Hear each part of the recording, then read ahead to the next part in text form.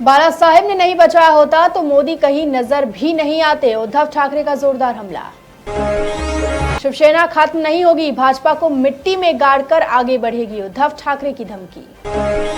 EVM की जगह ballot paper पर हो सकता है चुनाव, धाराशिव के जिला अधिकारी सचिन उम्बासे ने चुनाव आयोग को लिखा पत्र। अगले हफ्ते लोकसभा चुनाव की घोषणा होने की संभावना, चुनाव के मद्देनजर इलेक्शन कमीशन की तैयारी पूरी, अगले हफ्ते लग सकता है आचार संहिता। मनोज जरांगे समेत 200 लोगों पर केस दर्ज, जेसीबी के खतरनाक इस्तेमाल पर पुलिस की कार्रवाई। छेड़छाड़ के विरोध के हमले करने वाली महिला पर लगा जुर्माना, आरोपी व्यक्ति को 1 साल की जेल की सजा।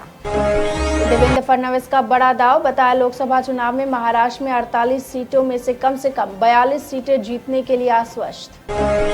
ठाणे के खारेगांव इलाके में एक कबाड़ खाने में लगी भीषण आग, फायर ब्रिगेड की गाड़ियों ने पाया काबू। महाराष्ट्र में 32 सीटों पर चुनाव लड़ेगी बीजेपी, शिवसेना शिंदे गुट को 10 और अजीत पवार गुट को 6 सीटों का ऑफर।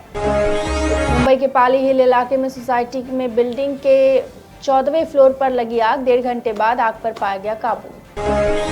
मुंबई में 481 डिवॉटरिंग पंप लगाएगी बीएमसी, मानसून में जल भराव को रोकने के लिए की जा रही है तैयारी। थानेकरों का सफर होगा सुगम और आसान, 2025 में चलेगी वडाला घाट के ऊपर थाने मेट्रो। नवनीत राणा बनेगी भाजपा कैंडिडेट, महाराष्ट्र में 35 सीटों पर तैयारी। पुणे में किराया वृद्धि को लेकर कैब चालकों की हड़ताल जारी, यात्रियों को दूसरे दिन भी परेशानी का सामना करना पड़ सकता है। कम निवेश में ज्यादा रिटर्न के झांसे में फंसा डॉक्टर, ठगी में 80 लाख रुपए गंवाए, फिर घर भी बेचा। मुख्यमंत्री एकनाथ शिंदे ने मुंबई कोस्टल रोड का किया निरीक्षण, कहा पहला चरण जल्द 12 मार्च को किया जाएगा शुरू।